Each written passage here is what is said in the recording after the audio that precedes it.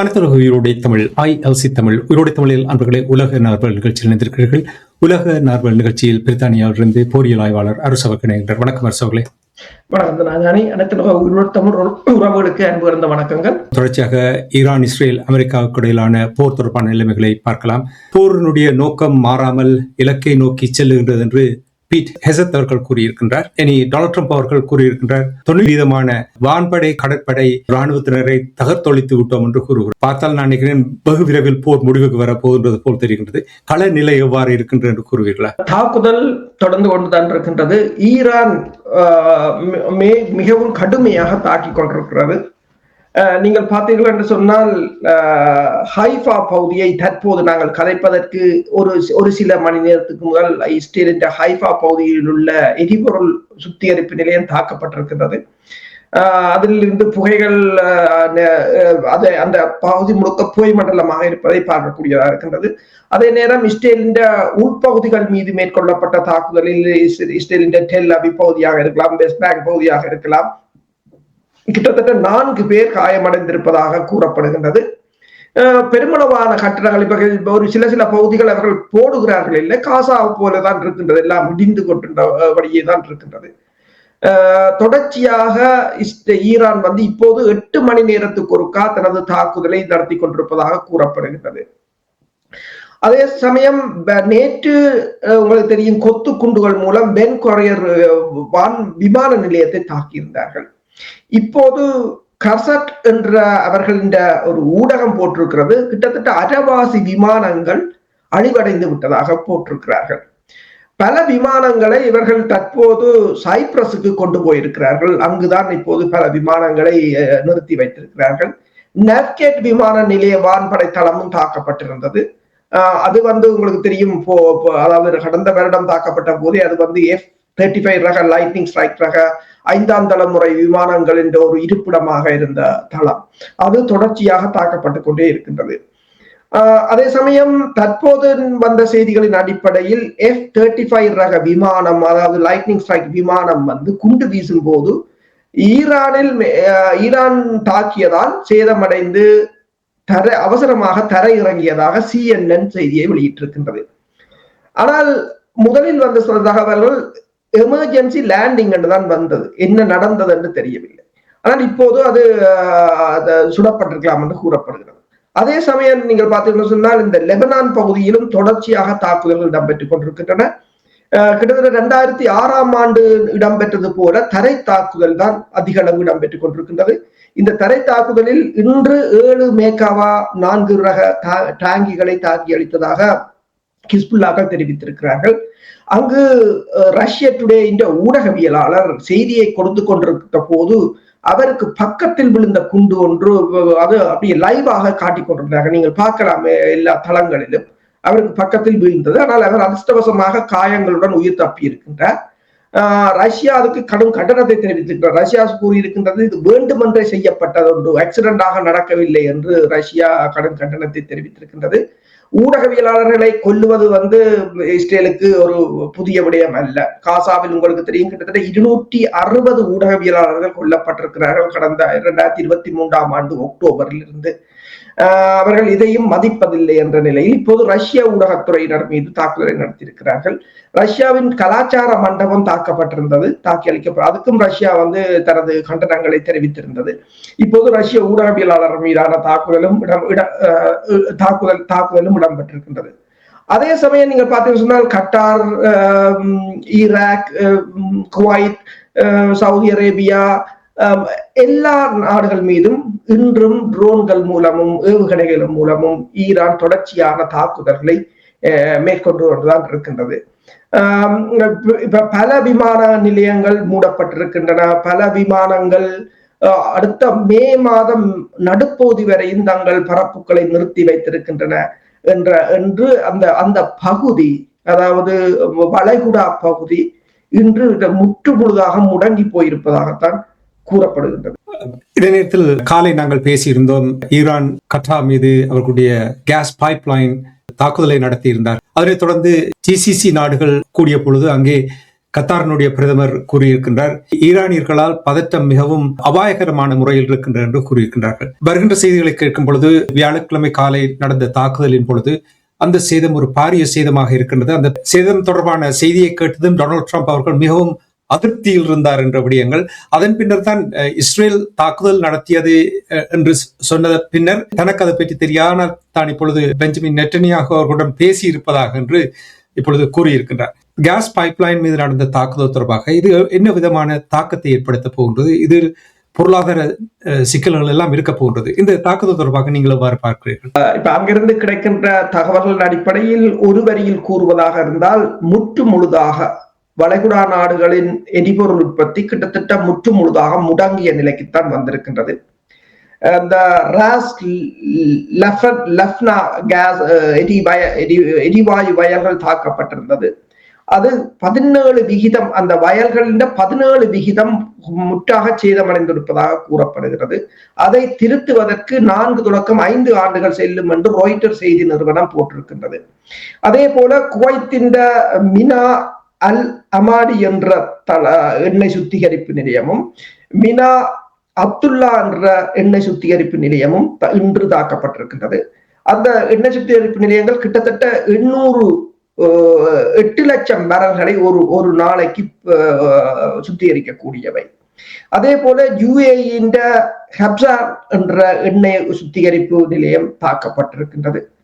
Saudi அரேபியாண்ட Aramco நிறுவனம் தாக்கப்பட்டிருந்தது. ஆனால் இப்போது என்னென்று சொன்னால் சவுதி அரேபியாவின் இன்னொரு எண்ணெய் நிறுவனம் தாக்கப்பட்டிருக்கின்றது. அதாவது சம்ரஃப் என்ற எண்ணெய் நிறுவனம். அது நீங்கள் பார்த்தீங்கன்னா மேற்கு பக்கம், அதாவது ரெட் சீக்கு செங்கடலுக்கு பக்கத்தில் இருப்பது. சவுதி அரேபியா கிட்டத்தட்ட 1.5 மில்லியன் பேரல்களை குழாய் வழியாக கொண்டு சென்று செங்கடலூடாக கொண்டு போகலாம். ஆனால் அது ஹூதிஸ் இன்னும் தாக்குதலை நடத்தவில்லை. அது ஒரு பாதை இவர்களுக்கு இருந்தது. இப்போது ஈரான் அதையும் தாக்கி இருக்கின்றது என்றால் அந்த பாதையும் மூடப்பட போகிறது என்ற ஒரு நிலை இப்போது ஏற்பட்டிருக்கின்றது. எண்ணெய் விலைகளை பொறுத்தவரையில் முந்தி நீங்கள் பார்த்தீங்கன்னு சொன்னால் துபாய் குரூடாக இருக்கலாம், பிரெண்ட் குரூட் ஆயிலாக இருக்கலாம், ஓமான் குரூட் ஆயிலாக இருக்கலாம். இவைகள் கிட்டத்தட்ட ஒரே அளவு விலையாகத்தான் இருக்கிறது, கொஞ்சம் வேறுபடும். ஆனால் இப்போது பார்த்தீங்கன்னு சொன்னால் துபாய் குரூட் வந்து $129, ஓமான் $153, பிரெண்ட் குரூட் வந்து $103 அதிகமாக விலை உயர்ந்திருக்கின்றன.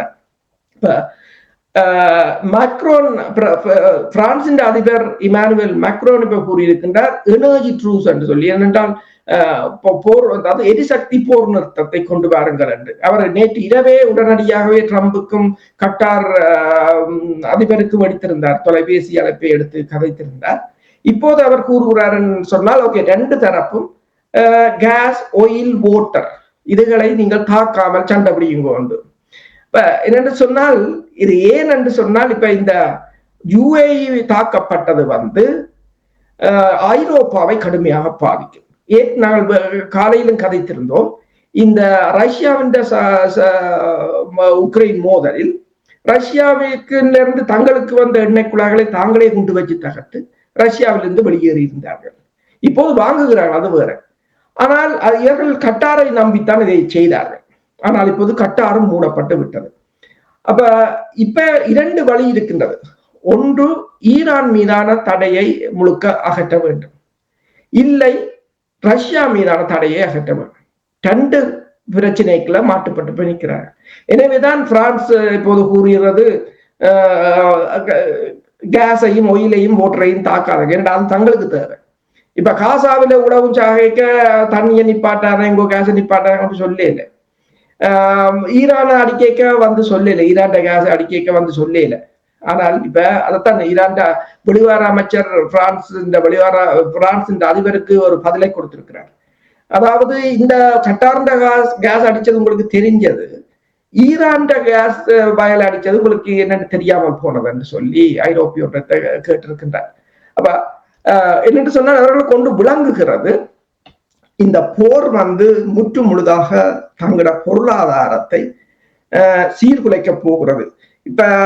இப்போ ஒரு மணி நேரத்துக்கு முதலும் குவைத்தின் நேஷனல் பெட்ரோலியம் கம்பெனி அரசாங்க கம்பெனி வந்து தாக்கப்பட்டிருப்பதாக கூறப்படுகின்றது. நீங்கள் இப்படி கூறுகிறீர்கள். டொனால்ட் ட்ரம்ப் அவர்கள் உலகத்திலேயே இவ்வாறு வரலாறு காணாத வகையில் எல்லாம் சிறப்பாக போய் கொண்டிருக்கின்றனர் கூறுகிறார். சரி, நாங்கள் புறத்திலிருந்து பார்ப்போம். சரி, ஒன்று தெரிகிறது தெளிவாக, இந்த எண்ணெய் ஒரு பெரிய ஒரு சிக்கலை ஏற்படுத்தி இருக்கின்றது. ஹோர்முஸ் நீரிணையை நீங்கள் பார்த்தீர்கள் கிட்டத்தட்ட 2000 கப்பல்கள் வரிசையில் நிற்கின்றது என்று, அதில் 2000 கிட்டத்தட்ட 180 கப்பல்கள் எண்ணெய் காவி செல்லும் கப்பல்களாக இருக்கின்றது என்று கூறுகிறார்கள். இனி டொனால்ட் ட்ரம்ப் அவர்கள் அதை பாதுகாப்பதற்கு உதவி வேணும் என்றார், தன்னுடைய கடற்படை அங்கே வரும் என்றார், அதையெல்லாம் இப்ப மறந்து போய்விட்டார் போல் இருக்கின்றது. ஆனால் ஒன்று மட்டும் இப்பொழுது செய்தி வருகின்றது என்னவென்றால், பாதுகாப்பாக கப்பல்களை பயணிக்க பங்களிப்பதாக சில நாடுகள் முன்வந்திருப்பதாக என்று கூறுகிறார்கள். இந்த ஹோர்முஸ் நீரிணை ஈரானுக்கு ஒரு சாதகமான சூழலை ஏற்படுத்தி இருக்கின்றது. அவர்கள் இதற்கு முதல் அப்படி சிந்தித்தார்களோ இல்லையோ எனக்கு தெரியவில்லை. ஆனால் இப்பொழுது இந்த போரினால் ஏற்பட்டிருக்கின்ற இந்த முடக்க நிலை, ஹோர்முஸ் நீரிணை முடக்க நிலை அவர்களை இன்னும் ஒரு விதத்தில் சிந்திக்க வைத்திருக்கின்றது. அதாவது கட்டணம் செலுத்தாமல் அங்கேயே இந்த 2000 கப்பல்கள் இல்லை, இனி வருங்காலங்களில் வருகின்ற கப்பல்கள் அனைத்தும் வரும் போதும் போகும் பொழுதும் கட்டணம் செலுத்தித்தான் செல்ல வேண்டிய ஒரு நிலைமையை ஏற்படுத்தி இருக்கிறார்களோடு ஹோர்முஸ் நீரிணை தொடர்பாக இது சாத்தியமா, எவ்வாறு நீங்கள் பார்க்கிறீர்கள்? அதாவது இப்போது ஹோர்முஸ் நீரிணையை திறந்து ஹாக் தீவையும் அமெரிக்கா கைப்பற்றினால் அமெரிக்காவை பேந்து மிஞ்ச முடியாது, உலகிலேயே பலம் மிக்கதாக மீண்டும் எழுந்துவிடும். ஹோர்முஸ் நீரிணையை ஈரான் தக்க வைக்குமாக இருந்தால் அமெரிக்காவின் சரித்திரம் முடிந்துவிடும். அதே ஒரு நிலையா இந்த நீரிணையில் வந்து நிற்கிறது இந்த போர். அதுல நீங்கள் பார்த்தீங்கன்னு சொன்னால், இப்ப பிரித்தானியாவின் ஜெனரல் 2 பேர் வந்து புளோரிடாவுக்கு சென்றிருக்கிறார்கள். அங்க மேக்டில் ஏர்பேஸ் என்ற ஏர்பேஸ்ல வந்து இந்த ஹோர்முஸ் நீரிணையை திறப்பது தொடர்பாக ஒரு ரகசிய திட்டம், இராணுவத்தின் திட்டம் வகுக்கப்படுகின்றது. ட்ரிப்போலி கப்பல் இப்போது வந்து கொண்டிருப்பதாக கூறப்படுகின்றது. அதே சமயம் ஹோர்முஸின் அருகில் இருக்கின்ற பகுதிகள் மீது பங்கபர்ஸ்ட் குண்டுகளை போட்டு அதை கிளியர் பண்ணும் நடவடிக்கைகளையும் மேற்கொண்டிருக்கிறார்கள். நீங்கள் கூறியது போலதான் இப்போது பல நாடுகளிடமிருந்து கேட்டிருக்கிறார்கள். இப்ப இந்தியா கூட தனது கப்பல்களை அனுப்ப போக சொல்லியிருக்கிறார். அவர்கள் எங்கென்றா ஓமான் கடற்பரப்பில் தான் நிற்பார்கள், ஹோர்முஸுக்குள் யாரும் இறங்க போவதில்லை. அது ஒரு சரியான நரோவான பாதை, அதுல கப்பல் வேகமாயும் வர முடியாது, கொஞ்சம் மெதுவாகத்தான் வரும். ஈரான் கடற்படையை அழிச்சது அது பெரிய கப்பல்கள். ஈராட்ட ஏராளமான சின்ன போட்டுகள் இருக்கின்றன, ஏராளமான கடற்கண்ணி வடிகள் இருக்கின்றன, கடலுக்கு கீழால் செல்கின்ற ட்ரோன்கள் இருக்கின்றன, லித்தியம் பேட்டரி உள்ள ட்ரோன்கள் என்று சொல்வது. அதே போல கடலுக்கு மேலால் செல்கின்ற ட்ரோன்கள் இருக்கின்றன, அதை விட சாஹிப் ட்ரோன்கள் என்று இருக்கின்றன. ஏற்கனவே கப்பல் அப்ரஹாம் லிங்கன் கப்பல் 1100 மைலுக்கு அங்கால தான் நிற்கின்றது. இப்ப பாத்தீங்கன்னா முதல் முறையாக F-35 வந்து அடிக்கப்பட்டிருக்கிறது. CNN கூறுகிறது என்னென்று சொன்னால், தங்களோட 2 வேல்யூபிளான சோர்சஸ் அடிப்படையில ஈரான் சுட்டதாகத்தான் தாங்கள் கூறுகிறார்கள் என்று CNN கூறியிருக்கின்றது. இணையதளங்களில் அந்த சேட்டலைட் மூலம் எடுக்கப்பட்ட சுடப்பட்ட படங்கள் வெளியாக கொண்டிருக்க, இன்னும் அதை பற்றி உறுதிப்படுத்தப்படவில்லை. ஏனென்று சொன்னால் அதை உடனே உறுதிப்படுத்த முடியாது, சில சமயங்களில் AI-ஆல் கூட கிரியேட் பண்ணுவார்கள். இப்ப ஹோர்முஸ் நீரிணையை இப்ப ஜப்பானுடனும் அது தொடர்பாக பேச போகிறார். ஜப்பான் பிரதமர் வந்து இப்போது ஓவல் ஆபீஸ்ல இருக்கிறார், அவருடனும் இது தொடர்பாக ட்ரம்ப் பேச போகிறார் என்று கூறப்பட்டது. ஆனால் இன்று இடம்பெற்ற பீட்டர் ஹெசத்தின்டையோ அல்லது இந்த பேச்சுக்களில் அவர்கள் அது தொடர்பாக பெருசாக கதைக்க வெளிக்கிடவில்லை. என்று சொன்னால் அதை இன்று வரையும் திறக்க முடியாமல் இருக்கின்றன. ஆனால் ஐரோப்பாவை திட்டி தள்ளுகிறார்கள். அதாவது தங்களுக்கு அன்பேவரபிளாக இருக்கிறவர்கள் என்ற துணியில் தான் ஐரோப்பாவை பேசி கதைத்திருக்கிறார்கள்.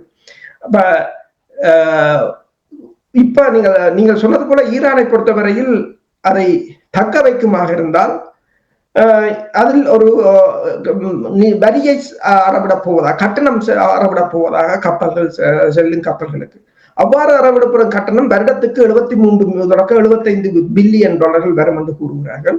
அதன் ஊடாக அவர்கள் வந்து தாங்கள் இந்த போர்னால் இழந்த பகுதிகளை மீண்டும் கட்டி எழுப்பலாம் என்று கூறப்படுகிறது. அதே சமயம் ஐக்கிய நாடுகள் சபையின் ஈரானுக்கான தூதுவர் வந்து பஹ்ரைனும் UAE-யும் இந்த போர்னால் ஈரானுக்கு ஏற்பட்ட செலவுகளுக்கு இழப்பீடு தர வேண்டும் என்று ஒரு கடிதத்தை கொடுத்திருக்கிறார்கள்.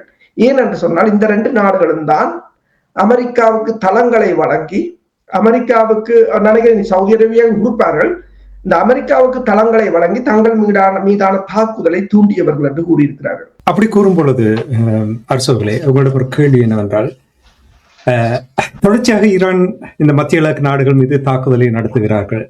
தாக்குதலை நடத்தும் பொழுது அவர்களுக்கு ஒரு எல்லை இருக்கிறது, பொறுமைக்கு ஒரு எல்லை இருக்கின்றது. அப்படி என்றால் இந்த ஈரானுடைய தொடர் தாக்குதலும் இப்ப இவ்வாறு இந்த இழப்பீடு தொடர்பாக பேசுவதும் அவர்களுடைய பொறுமையை சோதிப்பது போல் இருக்கிறது. இந்த மத்திய கிழக்கு நாடுகள் ஈரானுக்கு எதிராக திரும்பக்கூடிய வாய்ப்புகள் இருக்கிறதா? ஈரானுக்கு எதிராக திரும்பிவிட்டால் என்ன நிலைமையை ஏற்படுத்தும் என்று நீங்கள் எதிர்பார்க்கிறீர்கள்? நீங்கள் கூறுவதும் சரிதான். என்று சொன்னால் தொடர்ச்சியாக அந்த நாடுகளை அடித்துக் கொண்டிருந்தால் அவர்கள் அமெரிக்காவுடன் போர்க்களத்தில் இணைந்தால் என்ன செய்வது என்ற ஒரு நிலைமை. போர்க்களத்தில் இணைந்தால், இப்ப போர்க்களத்தில் இணையாமலே இவ்வளவு அடிபடுகிறது என்றால், போர்க்களத்தில் இணைந்தால் அதற்கு பிறகு நடக்கின்ற சம்பவங்களை நாங்கள் கற்பனை செய்து பார்த்தால் எப்படி இருக்கும் என்று சொன்னால், இப்ப 17% அழிந்த இந்த கேஸ் வயல், இந்த எரிவாயு வயல் 5 வருடம் எடுக்கும் திருத்துவதை கண்டால் 100% அழிந்தால் அதன் நிலைமை என்ன? எல்லோரும் கண்ணாடி வீட்டுக்குள் இருக்கிறார்கள். அதான் ஒரு பிரச்சனை. அடுத்ததாக நான் என்னென்னால், இப்ப ஈரான் கேஸ் இதை ஈரான் முதலே சொன்னது, இது பொதுமக்களுக்கானது. ஈரான் மக்கள் 75% அந்த கேஸ்ல தான் தங்கி இருக்கிறாங்க. அவங்க கேஸும் இல்லாம, விளக்கும் இல்லாம, லைட்டும் இல்லாம இருக்கணும். பக்கத்துல துபாய், சவுதி அரேபியா, கட்டார் அவையல் எல்லாம் லைட்டும் கரண்டிலும் இருக்கணும் என்றால் அவர்கள் தான். இப்ப நீங்க பாத்தீங்கன்னு சொன்னா இந்த KC-135 டேங்கர்ஸ் சவுதியின் வான்பரப்புல நின்றுதான் அதை நிரப்புது, எரிபொருட்களை நிரப்புது.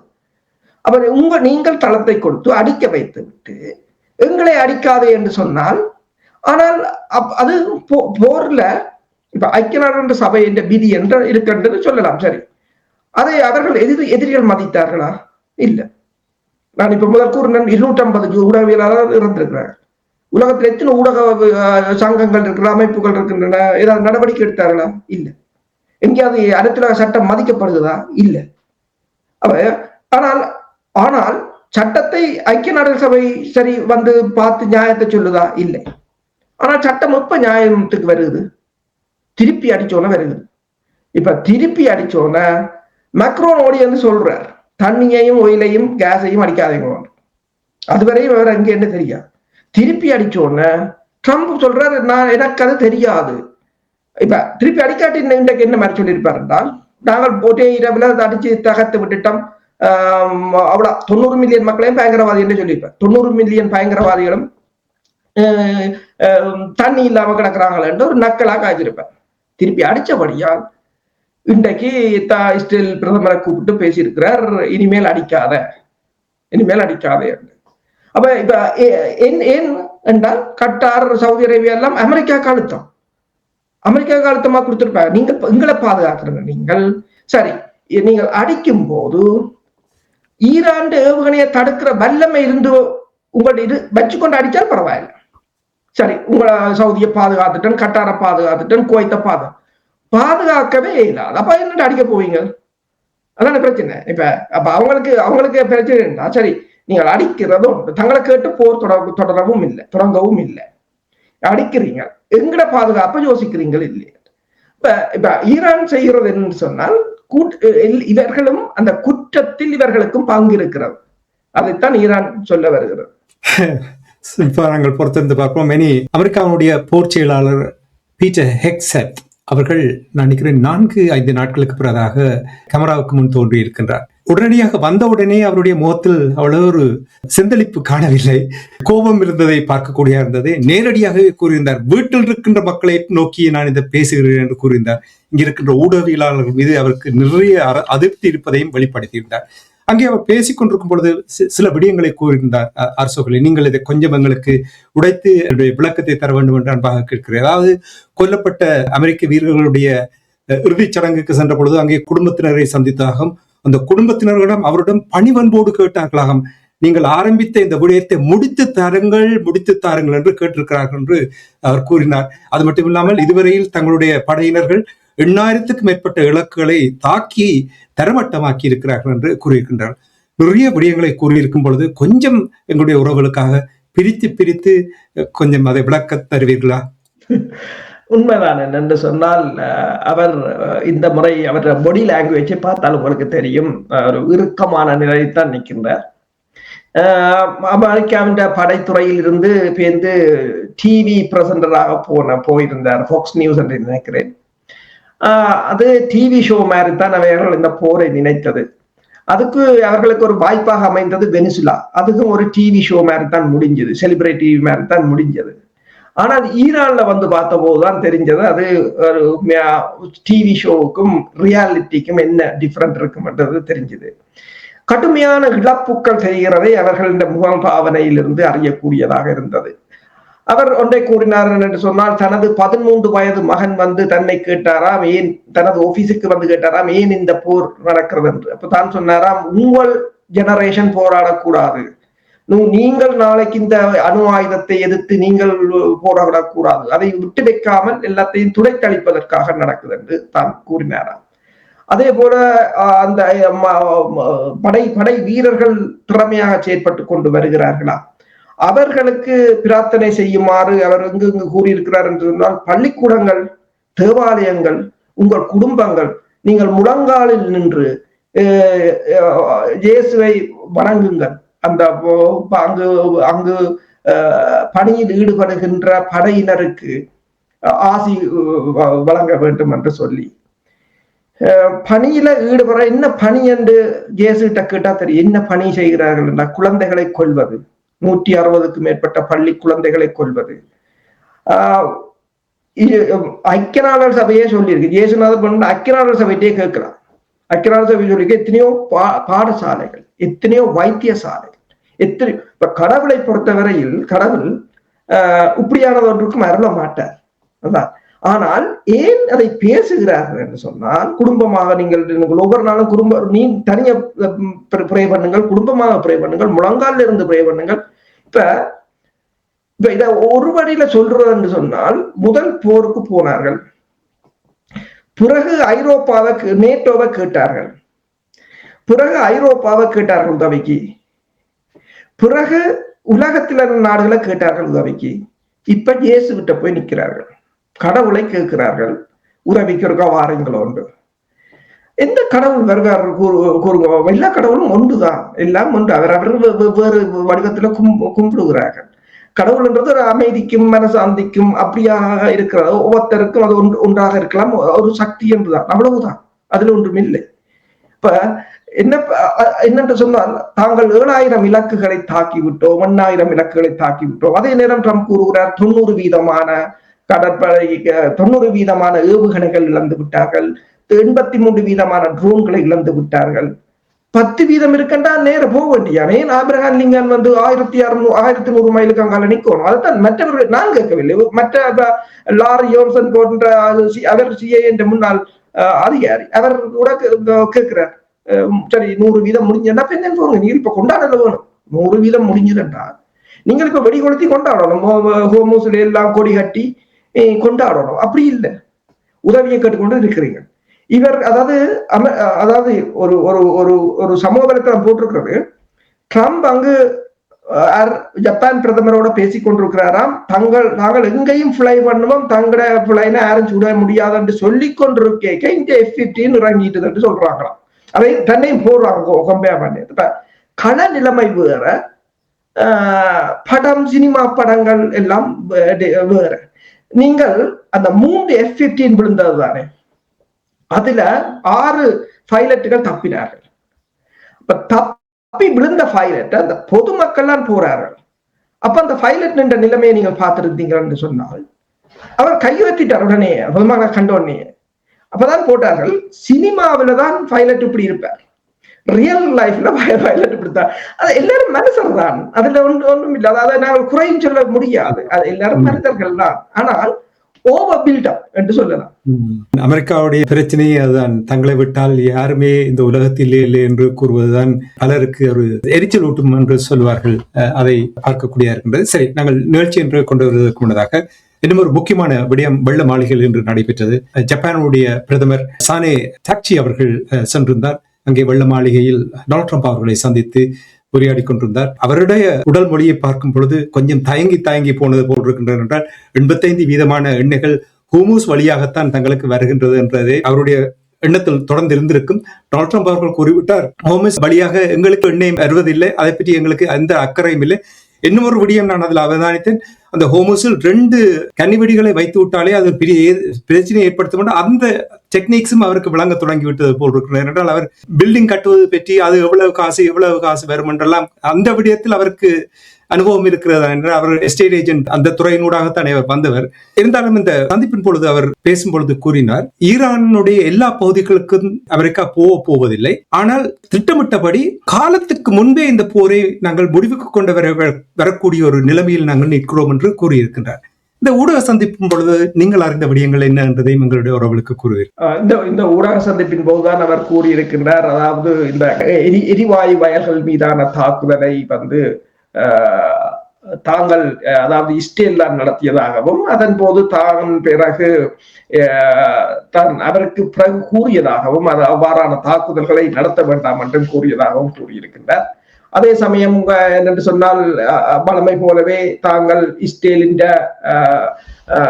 தாங்கள் எந்த இடத்திலையும் தாக்குகிறோம் என்று சொல்லியும் தங்களோட விமானங்கள் எல்லா இடத்திலும் பறக்கும், அதை யாரும் ஒன்றும் செய்ய முடியாது என்று சொல்லியும் ஈரான் கடற்படை முற்றுமுழுதாக அழிந்து விட்டது, வான்படை அவர்களிடம் இல்லை, அவர்களுடைய ஏவுகணை பலமும் 90% அழிந்து விட்டது என்று கூறியிருக்கின்றார். ஆனால் நீங்கள் சொன்னது போல ஜப்பான் பிரதமரின் நிலைமை படுமோசமானது. நாங்கள் நேற்று தான் கதைத்தோம், ஜப்பான் பெட்ரோல் ஸ்டேஷன்ல என்ன எழுதி வைத்திருக்கிறார்கள் என்று சொல்லி. அவர்கள்ட்ட இப்போது கையில் இருப்பதை இப்போது வெளியில் எடுத்து விட்டிருக்கிறார்கள், ரிசர்வ்ல இருக்கிறது.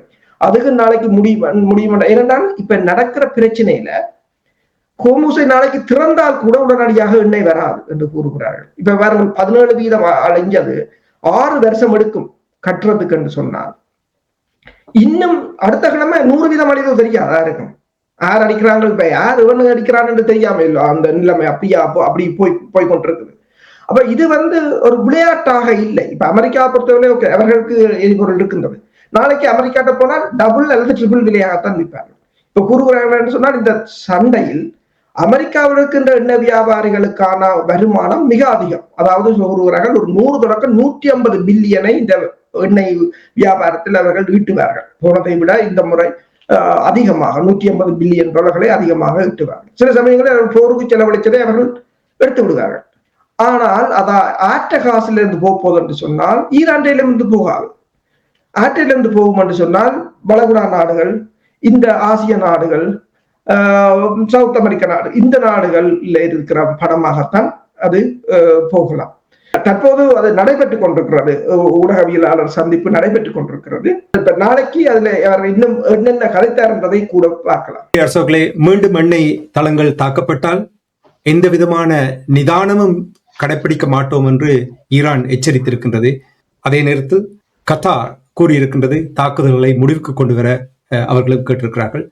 தொடர்ச்சியாக நாங்கள் வருகின்ற தகவல்களை அவதானித்து உயிரோடை தமிழ் உறவுகளுக்கு நாளை தொடர்ந்து இந்த போர் தொடர்பான நிலைமைகளை எடுத்து வருவோம் என்று கூறிக்கொண்டு தகவல்களை திரட்டி கொண்டு வந்தமைக்காக, உயிரோடை தமிழ் உறவுகளோடு பயந்து கொண்டமைக்காக அன்பர்கள் சார்பாக நன்றி கூறிக்கொண்டு மீண்டும் நாளை இணைந்து கொள்வோம். நன்றி, வணக்கம் அரசோக்களே. நன்றி, வணக்கம். எமது பார்வையாளர்களுக்கு வணக்கம். மக்களின் குரலாய் ஓங்கி ஒலிக்கும் இலக்கு மின்னிதழ் மற்றும் உயிரோடை தமிழ் வானொலி ஆகிய இவ்விரு ஊடகங்களும் உங்களைப் போன்ற எமது நேயர்கள் நண்பர்களின் ஆதரவிலேயே இயங்கி வருகின்றன. மிக குறைந்த வளங்களுடன் பல இடர்கள் மற்றும் தடைகளை தாண்டி பயணிக்கும் எமது ஊடகங்களின் பணிகள் மேலும் வளர உங்களால் முடிந்த நிதியுதவியை வழங்கி இன்னும் காத்திரமான செயற்பாடுகளை முன்னெடுக்க உதவுமாறு மிகவும் பணிவன்புடன் வேண்டி நிற்கின்றோம். உங்கள் பங்களிப்பு உங்களின் உரிமை குரலாய் ஓங்கி ஒலிக்கும். நன்றி.